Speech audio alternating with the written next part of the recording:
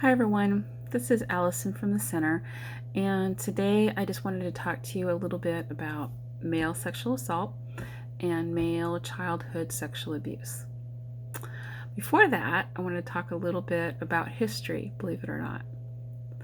So I think most people are aware that 40 or 50 years ago, back in the late 60s and 70s, several people across this country in their individual communities realized they really needed to do something about domestic violence, sexual assault, and child abuse in their communities. Thankfully, from that, several shelters were established and several centers for advocacy were established, such as our own, the Rape Crisis Center.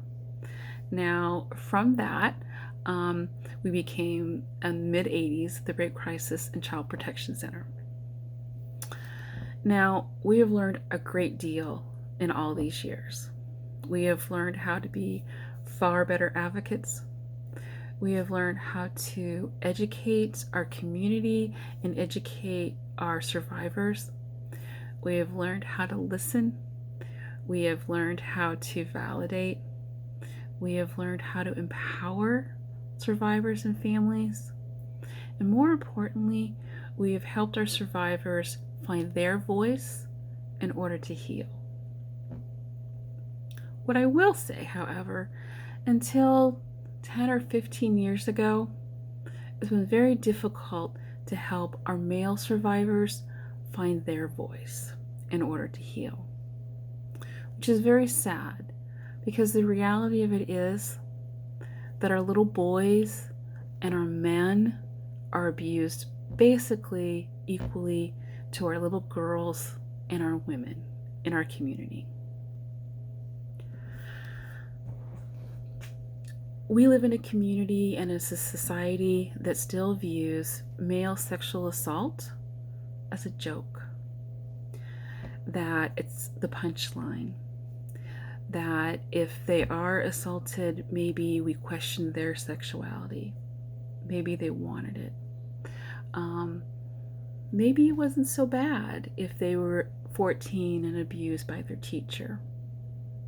However, if they're a 14-year-old girl and abused by their male teacher, we have far different feelings about that.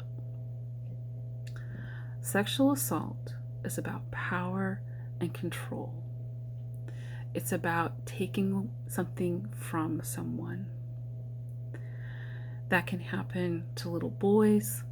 It can happen to little girls. It can happen to grown women. It can happen to grown men. Also, you need to understand that as perpetrators, women perpetrate just as much as men. Women perpetrate, men perpetrate. Women abuse boys, women abuse girls. Men abuse boys, and men abuse girls. And it has nothing to do with their sexuality. Again, it's about power and control over another individual. For today, my quick message is that please listen to your little boys. They have a lot to say. They're afraid to share their feelings and their experiences because they're supposed to be that tough little boy. They're supposed to hold their feelings in and not question. They're supposed to be the big boy. However, statistically, if our little boys don't talk about the fact that they've been abused by the age of 10, they're not going to come forward with their abuse for a very long time. And that will settle inside of them, and it can do a lot of harm in their relationships and to themselves. Believe the men, believe the boys, just as much as you believe the women and the young girls in our lives about their abuse. It was not their fault. It's not about their sexuality. They didn't ask for this. So what do you say?